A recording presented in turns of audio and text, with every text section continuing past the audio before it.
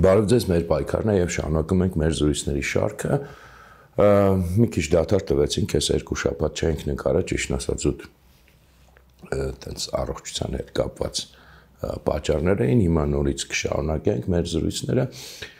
Հիշեցնեմ, որ մենք խոսում էինք վերջին մի քանի մեր զրույցները քարոզչական պատերազմի թեմային էին նվիրված, եւ մենք խոսում ենք քարոզչական պատերազմի բարձր ստրատեգիական մակարդակի մասին եւ այս թեմայի շրջանակներում մեր կետերից մեկը, որի մասին խոսել ենք,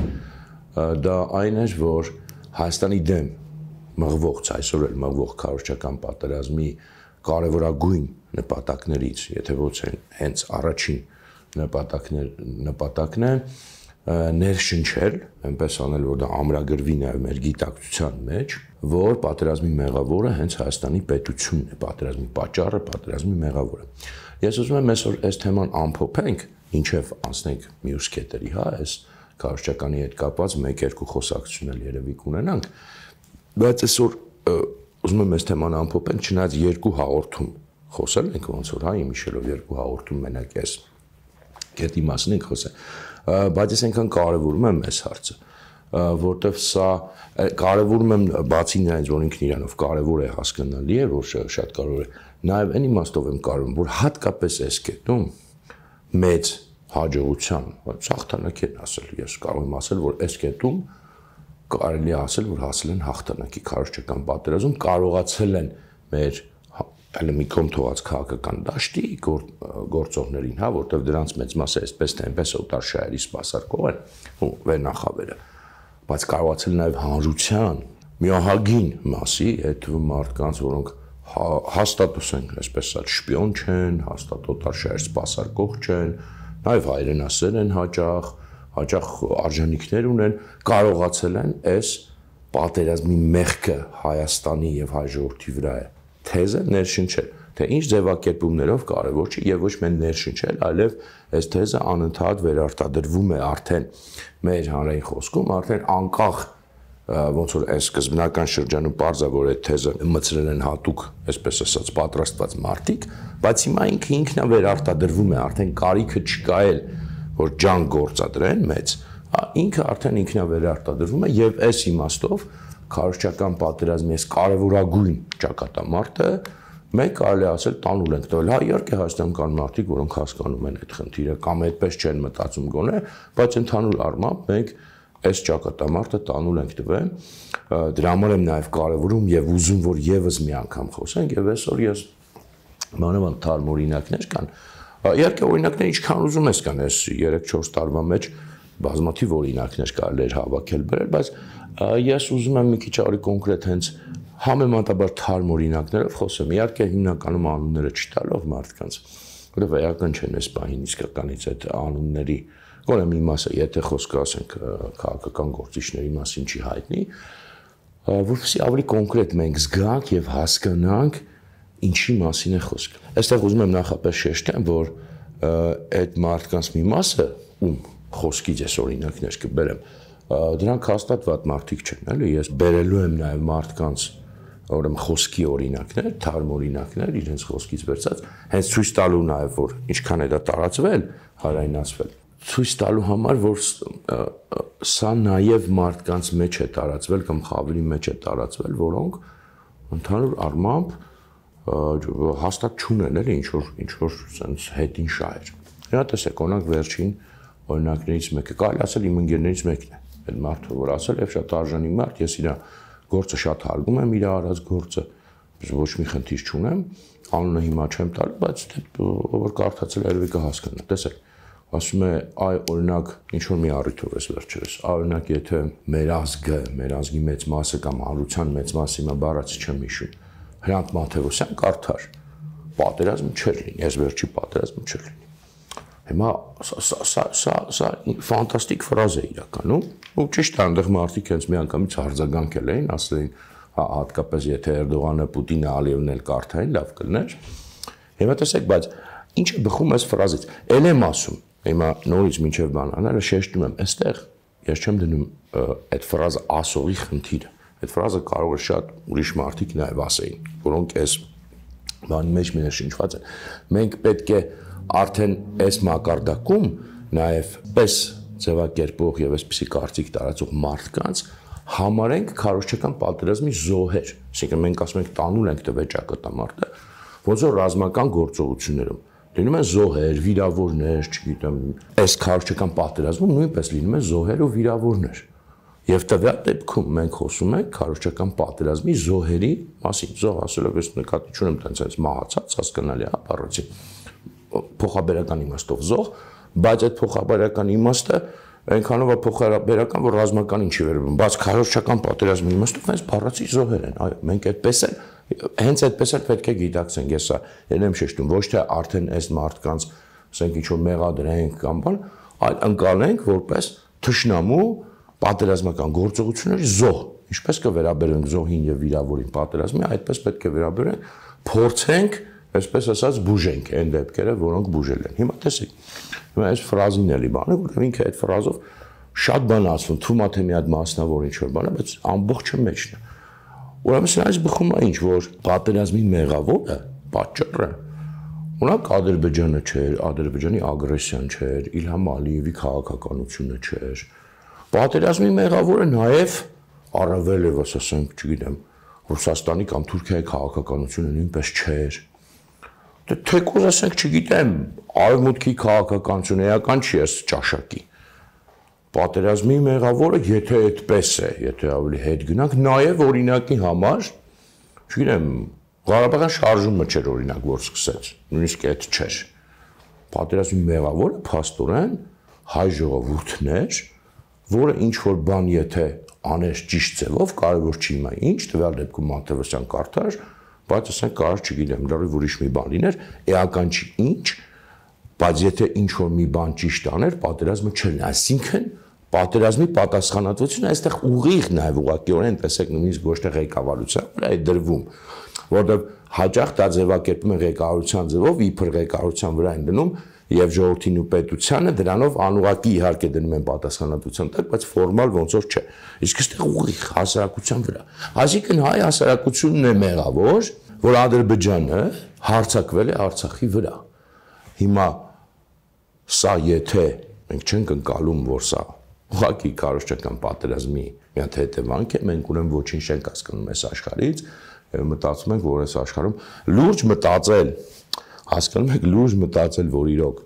պատերազմի, ասենք, մեղավորը պատճառը հայ հասարակությունը, սա ընդհանրապես չեմ քննարկում, ասենք, ոնց կարելի է այդպես ընդհանրապես լուրջ մտածել։ Ընդհանուր առմամբ մենք պետք է իսկապես հասկանանք էլի այս աշխարհի խաղի կանոնները, որ դրանք այդտենց բան չեն, այդտենց գեղարվեստական չեն, այդտենց ռոմանտիկ չեն, դրանք շատ կոշտ են։ Եվ մենք պետք է հասկանանք, որ սա շատ կոնկրետ դրսևորում է նրա, որ մեզ քարոզչական պատերազմի միջոցով կարողացել են այս մեղքը ներշնչել եւ այդ մեղքը հետևանքներ ունեցող բան է, դա ասենք այնպես չի, որ հետևանքներ չի ունեն, շատ կոնկրետ նյութական։ Եվ սա քաղաքականություն է, ոչ թե ինչ-որ բարոյական հարց է, չգիտեմ, խոհափիլիսոփական հարց է, շատ կոնկրետ գործնական քաղաքական հարց է եւ մենք դեռ սրա հետևանքները ճաշակելու ենք մանավանդ եթե մեր վրա այդ մեղքը վերցնենք, որը այո օբյեկտիվորեն մերը չի, օբյեկտիվորեն դեպքում դեպքում, բայց նույնիսկ եթե լիներ նման դեպքերում ժողովուրդները նույնիսկ եթե իրոք սուբյեկտիվորեն մասամբ մեղավորեն չեն վերցնում իրենց վրա։ Իսկ այստեղ նույնիսկ մեզ այս մակարդակում պարտադրվում է։ Մի հատ էլի ուրիշ դարմօրինակ էլի կարելի ասել ողբերգական ինչ որ չափով ցավալի շատ էլի մի մարդուց, որը չգիտեմ անկախ ամեն ինչից հայրենասեր մարդ էր կարծում եմ։ Չգիտեմ կարևոր չի ասենք ինչ հայացքներ ուներ, ինչ չուներ եւ էլի ես կարծում եմ գրում է այսպես շատ տենց ցավալի ձևով, որ այն բանից հետո երբ Դավաճան վարչապետը հրահրեց պատերազմը, իմ կյանքը ոնց որ կործանվեց։ Հիմա ես էլի բառացի չեմ մեջ բերում, մոտապես միտքս է։ Եվ էլի թվում է, սրա մասին խոսել ենք, բայց էլի պետք է շեշտենք, թվում է, որ սա ուղղված է Նիկոլ Փաշինյանի դեմ, եւ եթե դու սրան հակադարձում ես, պաշտպանում ես իրան։ Ոչ, եւ այդ ոչը մի անգամից ասեմ մենք ենք ապացուցել նրանով խոսել ենք սրա մասին, որ հենց ինքը երկրի ներկայիս վարչապետը ինքը իր վրա վերցել է պատերազմից հետո այդ մեղքը եւ նույնիսկ սրել է։ Եթե իրեն ասում են դու հրահրեցիր պատերազմ, չգիտեմ 20 թվի ամռան, ինքը ասում է դու 18 թվի գարնանից սկսած ես մեղավոր եմ։ Ինքը իր վրա վերցնում է։ Այսինքն մենք պետք է սենց հասկանանք, որ այս իրականում իր դեմ չի աշխատում, ինքն է հենց այդ վերցնում։ Զարմանալի չի, ընդհանրապես պետք է հարց տրվի, չէ՞։ Եթե մի բան մարդու դեմ է, եւ թվում է, որ իսկականից մարդու դեմ է, մարդը իր վրա նման մեղք է վերցնում, նման քաղաքական պատասխանատվություն է վերցնում, ո՞նց է այդքան հեշտ վերցնում, քաղաքական գործիչները այդքան հեշտությամբ չեն վերցնում իրենց վրա նման պատասխանատվություն, որտեղ դրանից լիքը բան է ենթադրում։ Նորմալ քաղաքական համակարգում, եթե դա իրոք լիներ ինքնիշխան Հայաստանի, ինքնիշխան քաղաքական համակարգ, ասել մի րոպե, այս ինչ ես խոսում, այսինքն եթե դու էլ ընդունում ես, դրանից բխում է քաղաքական պատասխանատվություն, դրանից բխում է նվազագույնը հրաժարական, նվազագույնը, էլ չենք ասում մնացածը, եթե դու քո վրա այդ մեղքը վերցնում ես, դու ես ինչ ես խոսում, եւ նորմալ քաղաքական դաշտում իրանք ասեն դու ընդհանրապես ինչ իրավունք ունես քո վրա նման բան վերցնել, որովհետեւ դու մասնավոր անձ չես։ Այդ մասնավոր անձը կարող է իր վրա նման բան վերցնել, դա կամ եթե դու մեղավոր ես քեզ զգում, գնա եկեղեցուն մոմ վառի։ Բայց հրապարակային, որպես երկրի ղեկավար, դու իրավունք չունես նման բան վերցնել, որովհետեւ դու չես, դու պետություն ես ներկայացնում, ուզած թե չուզած։ Եվ երբ դու ասում ես, վերցնում ես քո վրա այդ մեղքը, դու վերցնում ես դա պետության վրա։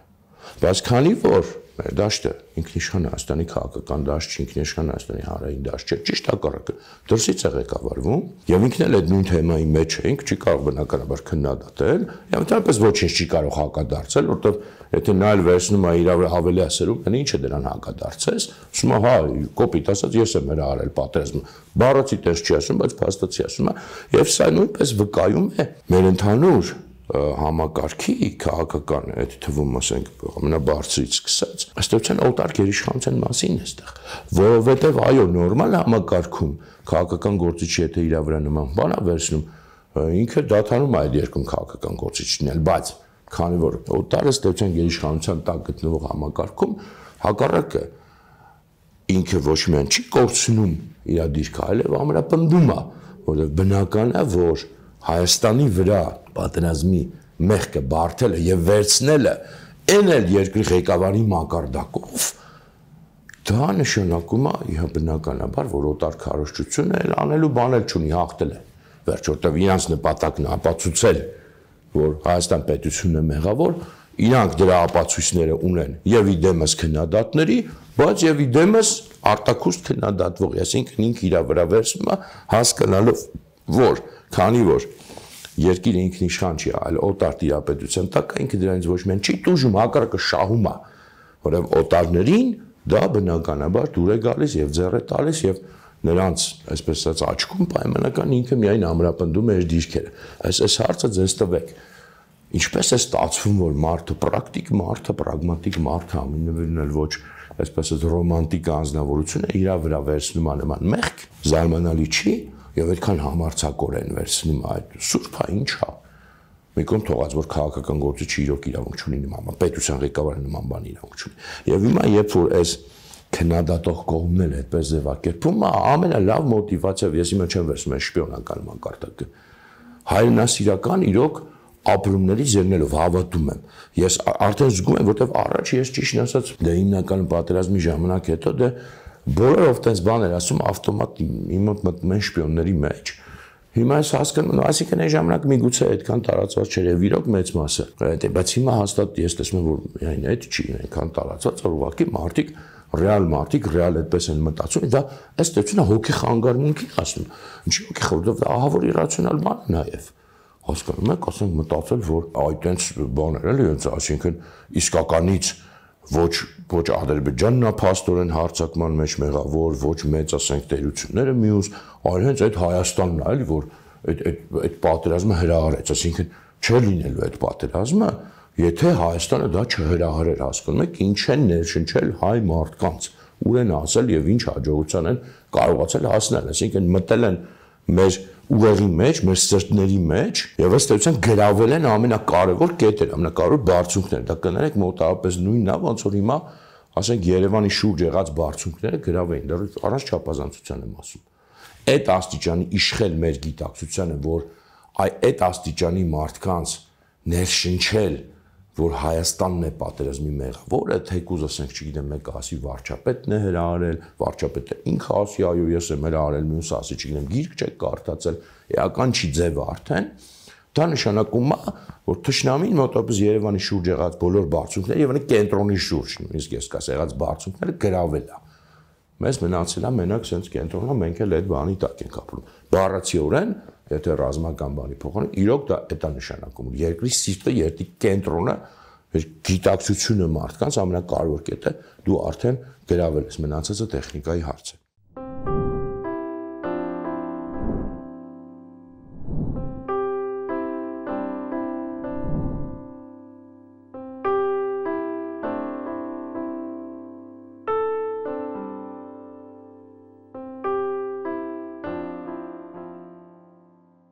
Հիմա մյուս օրինակը, այս օրինակը արդեն քաղաքական գործիքից են վերցնում,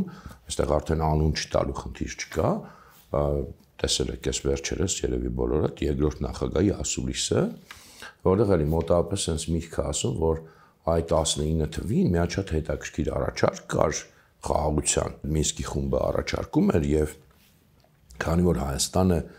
դրանից հրաժարվեց եւ դա սխալ էր, դա դարձավ պատճառ պատերազմի, փաստորեն այդպես է ձևակերպում, էլի, բառացի ես հիմա չեմ կարող վերարտադրել, միտքը կարծում եմ շատ ճիշտ եմ վերարտադրում, եւ այդ միտքը իդեպ նոր չի, ես մի անգամից ասեմ, այս միտքը առնվազն երկրորդ նախագահի քարոզչամիջոցներ, բայց ոչ միայն իրա, ճիշտ է ավելի լայն շրջանակով, առնվազն էլի դեռևս 2019 թվի աշնանը, այդ մեկը հաստատ հիշում եմ, կարող ավելի շուտ էր, բայց դեռ 19 թվի աշնանը, տեսեք, պատերազմը դեռ չի սկսվել, իրանք արդեն սա մտցրել էին շրջանառության մեջ, ես հիշում եմ այդ ժամանակ մի հատ տենց փոքրիկ խումբ ունեինք վերլուծական, եւ ես առաջարկեցի, որ մի հատ փորձնական մամուլի, sense ասած, մոնիտորինգ վերլուծական անենք, դա արեցինք, այդ մի հատներ, որտեղ դե բնականաբար դա չհետաքրքրեց էլի ոչ մեկին, բայց այդ մոնիտորինգից շատ բարձ երևում էր եւ ունեմ ես այս վերջերս որտեղ նայում եմ այդ հին թղթերս, որտեղ գտա պատահական հետաքրքիր էր, որ այդ վերլուծության մեջ մենք ձևակերպել էինք, որ նախապատրաստվում է արդեն, որ պատերազմի դեպքում ուրեմն եւ պատերազմի մեղքը եւ ենթադրելիք պարտության մեղքը, որտեղ իրանք արդեն այդպես էին գծել իրանց ուղեղի մեջ, բարդվելու է Հայաստանի վրա, Հայաստանի ղեկավարության վրա, սա 19 թվի աշնանը մենք դեռ թղթով ձևակերպած զգուշացրել ենք, ուղարկել ենք կարծեմ ազգային ժողով իրանց այդ ֆրակցիային, իհարկե հիմա մտածում եմ ինչ սարսափելի միամիտ էինք այդ ժամանակ, նույնիսկ չգիտեմ, ես ինքս առանձնապես չեմ ներում մինչև հիմա, որ այդքան միամիտ չէր կարելի լինել, մանավանդ այդքան փորձ ունենալով ու մանավանդ դեռ 18 թվի հեղափոխության ճակերտավոր ժամանակ շատ բան հասկանալով, բայց ամեն դեպքում արել ենք այդ բանը, ինչպես նաև էլի մի քանի տես միամիտ քայլեր։ Բնականաբար էլ եմ ասում, դա իրանց բացարձակ չհետաքրքիր շարունակություն չստացավ, այդտենց բաները իրանք ինչ մի լուրջ պետք է ընդունեն, բայց ում ասեմ նոր բան չի, եւ հիմա էլ կրկնում են, եւ հասկանալի չէ, սա էլ ինչ է նշանակում։ Սա նույն թեման, այսինքն նշանակում է, որ պատերազմի մեղավորը Հայաստանն է։ Հիմա ձևակերպում են, որ այ կար հետաքրքիր առաջարկ խաղաղասարական հարց չի ծագում ընդհանրապես, սա ինչ խնդիր է լուծվում այստեղ։ Այսինքն ինչի համար է այդքան պետք Հայաստանի քաղաքական դաշտում կարևոր տեղ զբաղեցնող անձերից մեկին ինչի համար է այդքան պետք, այդքան ակնհայտորեն պետք այնպես անել, որ հանկարծ ինչ որ ուրիշ մի սուբյեկտ Հայաստանից դուրս, լինի դա Ադրբեջանը, լինի դա Ռուսաստանը կամ Թուրքիան, կամ թեկուզ նույնիսկ, չգիտեմ, իրանց տենց սիրած մեղավորներ ունեն, չգիտեմ, Բրիտանիան եւ այլն, Ամերիկան, Ֆրանսիան, ինչու չպետք է մեղավոր լինի հենց Հայաստանը, ինչի ուրիշ մեղավոր չպետք է լինի, որտեղ այստեղ ակնհայտ է, կներեք, եկեք մեզ բան չանենք, էլ երեխայի տեղ չտնենք, ակնհայտ է, որ խնդիր է դրված, որ հանկարծ ինչ որ ուրիշ մեկը այս պատերազմի պատասխանատուն եւ մեղավորը չլինի։ Մենք հասկանում ենք, թե այդ ինչ ուրիշ մեկի շահեր է սպասարկվում, բնականաբար բոլորս հասկանում ենք, բայց ես խնդրում եմ ուշադիր լինել նման բաներին, որտեղ մի բան абստրակտ իմանալ, որ այս ինչ գործի չէ, եւ ոչ միայն ինքը հաստատ մենակ ինքը չի, էլի կներեք իր վրա շատ խոսվում է, մի հատ հանուն արդարություն ասեմ, իրականում հաստատ մենակ ինքը չի Հայաստանում, բայց կոնկրետ տվյալ դեպքում իր մասին ենք խոսում, հասկանալի է թե ում շահերն է սպասարկում եւ ինչի համար է սա ասվում, բայց մենք պետք է շատ ուշադիր լինենք նաեւ, որտեղ абստրակտ իմանալը մի բան է, դեմ ասում, բայց կոնկրետ այս օրինակներով հասկանալը լրիվ այլ բան է, որտեղ տեսեք, հիմա դե էլի կա բանա, չէ, ֆորմալ իբր քննադատում է ներկայիս կառավարությանը, բայց մենք արդեն տեսանք, որ այդ կառավարության ղեկավարին բացարձակ դա չի հուզում, ճիշտ հակառակը, ինքը իր վրա վերցնում է հաճույքով դա, այսինքն ես մենք չկրկնենք, բայց այստեղ ուրիշ բան է, տեսեք, մենք այնքան սովոր ենք այս աննորմալ վիճակին, հա, որ նորմալ վիճակը չենք պատկերացնում, նորմալ վիճակում ինչու պետք է մեղադրես եւ տեսեք ոնց որ շատ ավելի այսպես ասած նաեւ քարոզչական նույնիսկ տեսակետից շատ ավելի արդյունավետ կլիներ, հա, եթե այդպես խիստ ընդդիմադիր դիրքերից մանավանդ հաշվի առնելով որ այդ անձը երկրորդ նախագահ ունի տենց կոշտ բանի, հա, կոշտ մարդու Ղարաբաղը պահողի իմիջ, ասեր, այս ինչ բան էր, այս ինչի չկռվեցիր մինչև վերջ։ Այսինքն Ադրբեջանը ագրեսիա ձեռնարկեց Հայաստանի դեմ, չեմ ասում Ռուսաստանին մեղադրում, բայց Ադրբեջանը կա ու կա, Ադրբեջանն ու Թուրքիայի հետ միասին ագրեսիա ձեռնարկեց։ Այդ ինչի դու չգնացիր մինչև վերջ, ինչի կռիվը չտարար մինչև վերջ, ինչի համաձայնվեցիր այդ պայմաններին, սրանու մեղադրել, սա նորմալ կլներ։ Բայց մենք այնքան սովոր ենք, նույնիսկ մենք չենք պատկերացնում, որ ախր ինչ չա կատարվում, այսինքն դուրս է գալիս մարդը, ասում է մեղավոր ես, որովհետև չես համաձայնվել այդ իբր խաղաղության տարբերակին, որը բոլորս հասկանում ենք, մեղավոր ես, որ չես հանձնվել։ Այսինքն ինչու են մեղադրում, ոչ թե նրան ինչու իրականում մեղավորը եւ ինչու նաեւ թվում է թե ամենաձեռնտուն պետք է լիներ մեղադրել։ Այստեղից մենք հասկանում ենք, մարդիկ ուրիշ խնդիրներ են լուծում, ոչ թե խնդիրը քննադատությունն է այս կառավարության, այլ խնդիրը ամեն կերպ Հայաստանի վրա պատասխանատվություն գցել է եւ ամեն կերպ այնպես անել է նույնիսկ այստեղ պրևենտիվ հարվածել, որ հանկարծ ինչ որ ուրիշ մեղավորներ հայ ժողովուրդը չփնտրի։ Ճիշտ է, հայ ժողովուրդը մեկ է, գոնե հայ ժողովրդի մեծ մասը փնտրում է, լավ էլ գտնում է, բայց մյուս կողմից էլ իրանք բավական լուրջ հաջողության են այստեղ հասնում։ Եվ չեմ ասում մնաց այդ մյուս հարցերը էլի, հանկարծ բոլորը այդքան խաղաղասեր են դարձել հիմա, հետո դարձին զարմանում ես էլի։ Լավ հասկացանք, օրինակ ասենք առաջին նախագահը տենց գոնե ֆորմալ իմաստով միշտ այդ խաղաղասերը չնայած իր դեպքում էլ է զարմանալի, որովհետև 4 տարի պատերազմ ասենք իրա օրոք է եղել, բայց լավ մի կողմ թողնենք։ Իսկ այստեղ ընդհանրապես զարմանում ես, այդ որը տենց լավ հետաքրքիր է, հետաքրքիր տարբերակները մենակ 2019 թվին էին, ձեր ժամանակ տենց հետաքրքիր տարբերակներ չկային, ինչի չեք համաձայնվել։ Բայց դա ինչ եղավ, որ հանկարծ 19 թվին հենց պիտի համաձայնել։ Հասկանում եք, չէ՞, ես այստեղ մի գրամ նպատակ չունեմ արդարացնելու այս ներկա կառավարությանը։ Հակառակը ինչ որ ես եմ փորձում ձևակերպել այն քննադատությունը շատ ավելի խորն է, շատ ավելի արմատական է, որտեղ ես ասում եմ ինչի չեն կռվել մինչև վերջ, ոչ թե ասում եմ ինչի չեն հանձնվել։ Իսկ այստեղ թարս այլասերված մեղադրանք է, ասում են ինչի չեք հանձնվել, այլ ասում է հա ճիշտ եք ասում էլի։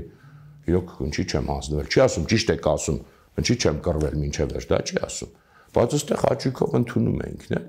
Եվ այդպես բոլորը խաղաղասիրության հրեշտակներ են դառել Հայաստանում հանկարծ։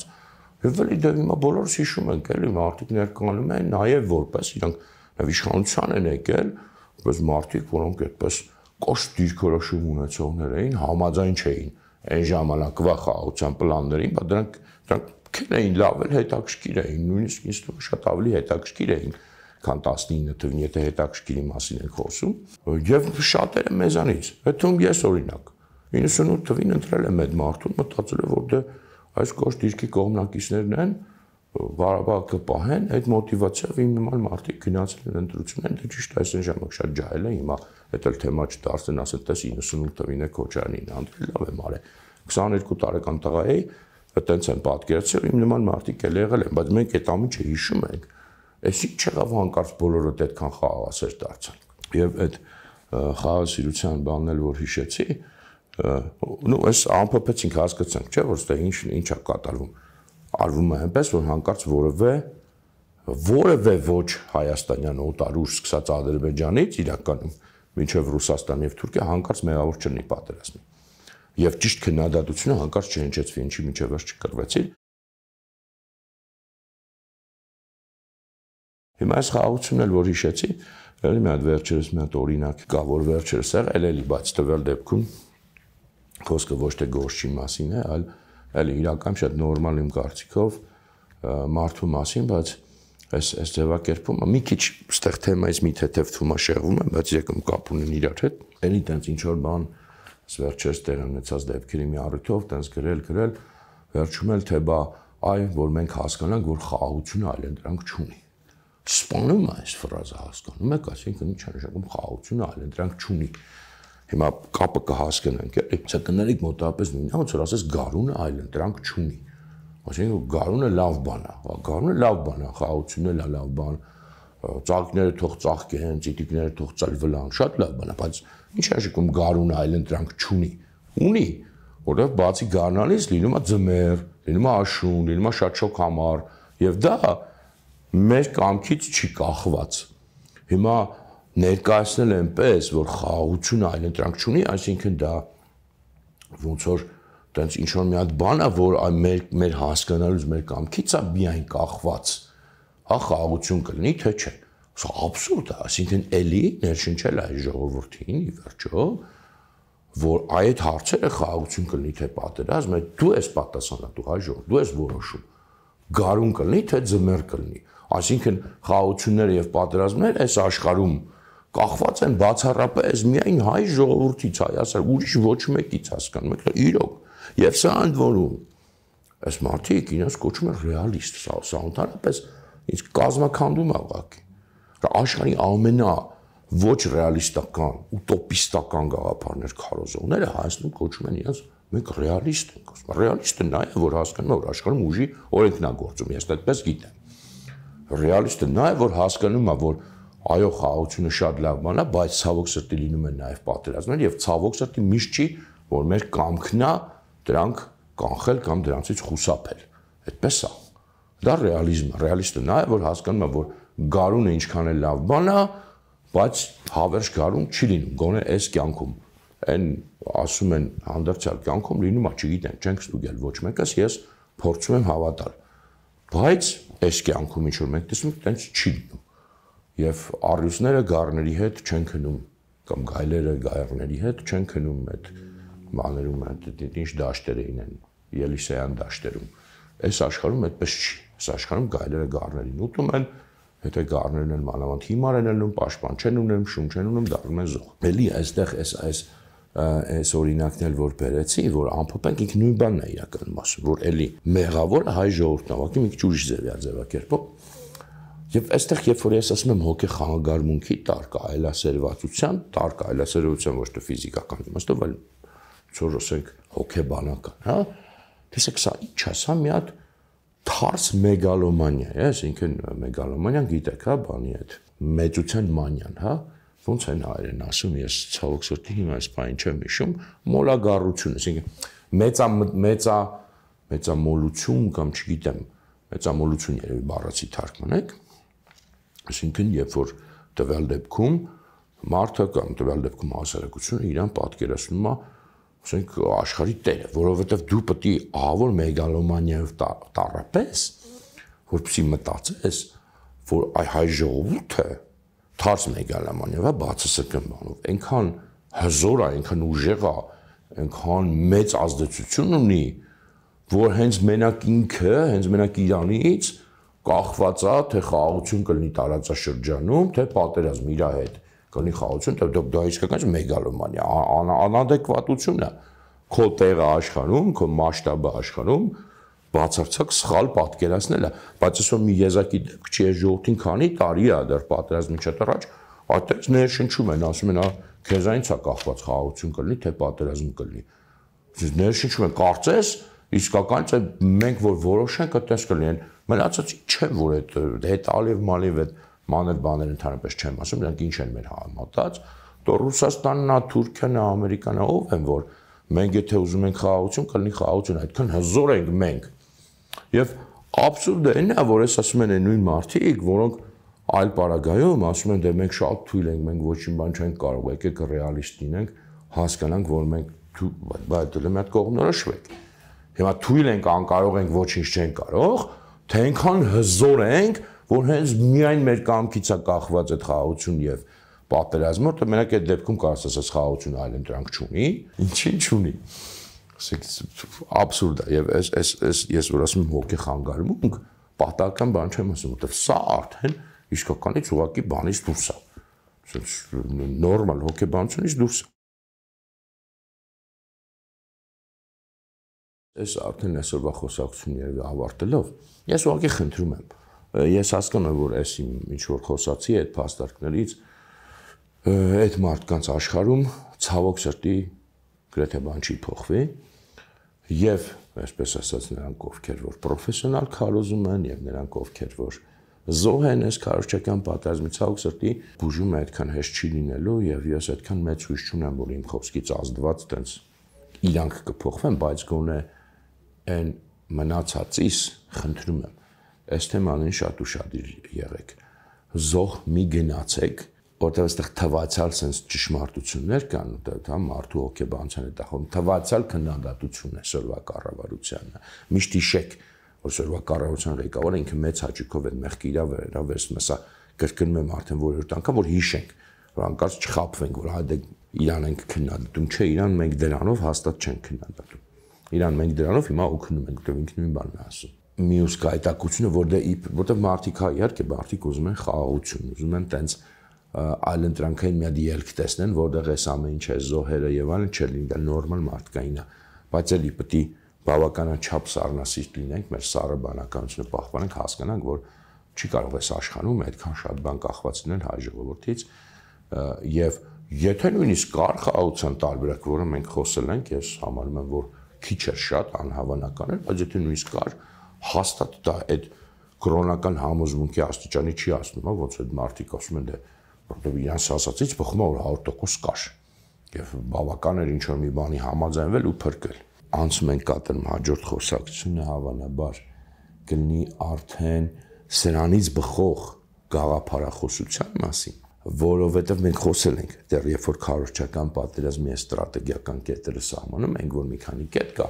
առաջի կետը հենց այս պատերազմի մեղավորություն բարթելն է մյուս կետերը օրինակ պարտության անխուսափելիություն եւ այլն եւ մի կետ էլ կար, որից խոսել ենք, որ ի վերջո սրա հիմքի վրա պետք է կառուցվի նաև գաղափարախոսություն, որպեսզի այդ ժողովրդին, պարտված ժողովրդին ներշնչվի նաև, որ իր հետ, իր ինքնության հետ, իր ազգային, այսպես պատկերացումների հետ, ազգային քաղաքական նպատակների հետ կապված խնդիր կա։ Ինքն է հենց հիմնական մեղավորը ընդհանրապես ռեգիոնալ կոնֆլիկտների եւ այս գաղափարախոսությունը պետք է կառուցվի եւ ներշնչվի հիմքը այս մեղքի ընդունումն է դրանից բխած կառուցվում է այս գաղափարախոսությունը մենք հիմա տեսնում ենք որ այդ գաղափարախոսությունը կառուցվում է մենք դրա պատմական օրինակներ ունենք ռուս-թուրքական վանդակի ժամանակ մասամբ խոսել ենք բոլշևիկյան շրջանում այդ նույն գաղափարախոսությունը փորձել են պարտադրել հայ ժողովրդին որ դու ես մեղավոր ընդհանրապես ռեգիոնում խնդիրներ ստեղծողը դու ես եղել էլի խոսանք մանրամասն դրա մասին մի քիչ կբացենք թեման եւ հիմա էլ սա փորձում են արդեն շրջանառության մեջ մտցնել հիմա այս կետում դեռ հաղթանակի չեն ասել ասի այս ճակատամարտում մեղքի ճակատամարտում արդեն ըստ էության լուրջ հաղթանակների հասել են եւ բարձունքները Երևանի շուրջ գրավել են գաղափարախոսության հարցում որը պետք է կազմաքանդի հայկական ինքնությունը ազգային քաղաքական նպատակների մասով դեռ նոր են սկսում սա որտեվ տրամաբանական process է պետք է այս առաջի կետը անես որ հետո նոր այն հաջորդ կետերում միանգամից չես կարող այդ գաղափարախոսությունը պարտադրել հիմա բայց սկսում են բայց հաջողության դեռ չեն հասել մենք պետք է գոնե այս մի կետում կարողանանք ճիշտ հասկանալ ինչա կատարում ճիշտ իմադրություն կա եւ էլի այսպես ասած կոպիտ եմ ասում կտերը չուտել ինչի որտեվ էսել կխոսանք որ իրանք շատ անգամ նմանակում են նաև մեր խոսակցությունները, օրինակ ռուս-թուրքական վանդակում, չհասկանալով իրականում մենք ինչի մասին ենք այդտեղ խոսել։ Եվ այստեղ մյուս կետն էլ որ ուզում եմ ասեմ եւ ավարտեմ, որ տեսեք մարդիկ հաճախ այն մարդիկ, որ ասում են այ հրահրեց պատերազմը, չհամաձայնվեց, չգիտեմ, լավ տարբերակներին եւ այլն, ես հիմա անկեղծ մարդկանց նկատում։ Այդ նույն մարդիկ հետո ասում են, էսի չանում, մեր ազգային ինքնության դեմ պայքարում է։ Եվ չեն հասկանում որ իրանք հենց մասնակից են այս process-ի, որտեղ իրենք են սկսել, երբ որ Հայաստանի վրա դուք մեղքը բարթել եք պատերազմի, սրանից է բխում այս հաջորդ քայլը։ Եվ եթե դուք այն առաջինը չեք գիտակցում, չեք հրաժարվում, չեք հասկանում, որ ինչ եք անում, դուք այս երկրորդի դեմ չեք կարող արդյունավետ պայքարել, նույնիսկ եթե շատ անկեղծորեն հավատում եմ, որ զգալի մասը շատ անկեղծորեն դեմ եք սրան, բայց դուք պետք է գիտակցեք այս երկուսի կապը, որ ինչից է սկսվում, ինչի պետք է հայկական ազգային ինքնությունը կազմաքանդվի, որն է դրա հիմնավորումը նա է, որ մեղավորը հայ ազգը, պատերազմի մեղավորը հայ ազգն է, հայ պետությունն է։ Ինչ ուզում եք դա կոչեք, կարաք էլի շարունակեք ասեք, որ չէ, ղեկավարությունը դուք այդ տարբերությունը չեք կարող դնել, այսպես ասած արտաքին աշխարհի առաջ, ձեր մեր ներսում կարող եք ինչ-որ տես տարբերություններ փորձել դնել։ Փաստացի է դա բխում եւ դրանից արդեն բխում է հաջորդ քայլը։ Եվ այս իմաստով էլի այսօրվա ղեկավարը ինքը հետևողական է։ Ինքը ասում է, այո, ես մեղավոր եմ, այո, պատերազմի մեղավորը ես եմ, հենց անձամբ նաև ես եմ եւ մեր թիմն է, մենք այդ մեղավորությունից բխելով, հասկանալով այս քայլերն ենք անում։ Հետևողական է եւ բնականաբար հետևողական է նաև այդ որտեղ մենք հասկանում ենք, որ արդեն հասկանում դա Հայաստանի դեմ մղվող պատերազմի մասը, դա նենց մենակ անձնական կապրիչ չի, ներքին մենակ հարց չի, դա նաև արտաքին քաղաքական պարտադրանք է ի վերջո պարտված ժողովրդին, պարտված պետությանը, որպեսզի ինքը այլևս երբեք ոտքի չկանգնի կամ շատ երկար ոտքի չկանգնի։ Բայց այս գաղափարական մասի, գաղափարական հատվածի մասին դեռ առանձին կխոսանք, որտեղ սա էլ է շատ կարևոր, այս process-ը արդեն ընթացքի մեջ է, պետք է հասկանանք եւ գոնե այստեղ թույլ չտանք, որ այստեղի բարձունքներն էլ գրավեն։ Այսքան այսօր կհանդիպենք։